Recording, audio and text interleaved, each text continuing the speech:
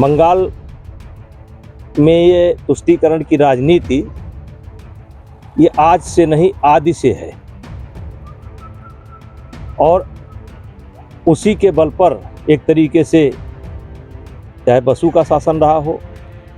चाहे इनका शासन रहा हो, ये मात्र तुष्टीकरण की राजनीति पर है। और एक तरीके से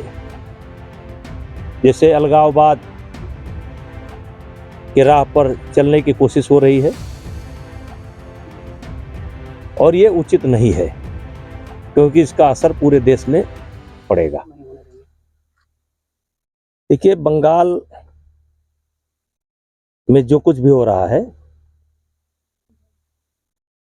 ये समय समय पर इसका रूप बदलता रहता है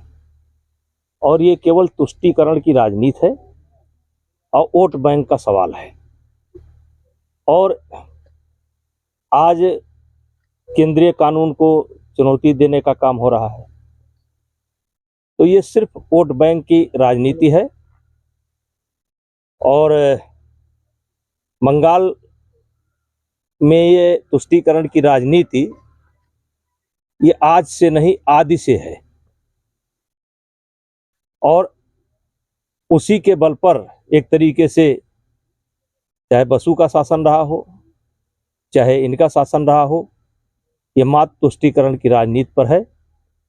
और एक तरीके से जैसे अलगाववाद के राह पर चलने की कोशिश हो रही है और ये उचित नहीं है क्योंकि इसका असर पूरे देश में पड़ेगा। तो जिस तरीके से देश की आज़ादी में सिर्फ हिंदू ही नहीं बल्कि मुसलमानों ने भी तो योगदान दिया है, अगर इस तरीके का है तो वो क्यों इस तरीके से बंटवारे की बात करते हैं, 80-20 के रेशियो की बात करते हैं? देखिए, जिस समय आज़ादी के लिए संघर्ष हुआ उस समय एक भावना थी कि हमारे देश को आज़ादी मिलनी चाहिए और उसमें जो पढ़े लिखे लोग थे, चाहे हिंदू हो चाहे मुसलमान, सबकी भागीदारी रही है। लेकिन हमें ये नहीं भूलना चाहिए कि उसी आज़ादी के संघर्ष के दौरान ही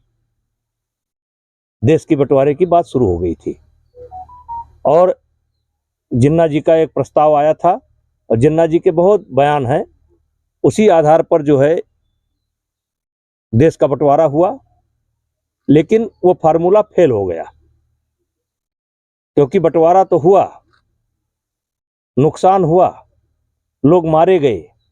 लाशें इधर से भी आईं, लाशें उधर से भी गईं, लेकिन उसका कोई समाधान निकला नहीं। और जो लोग ये इस तरीके की बात कर रहे हैं, इसका रास्ता एक ही निकलेगा कि सब लोग मिलजुल करके रहें, इसके अलावा कोई रास्ता नहीं है।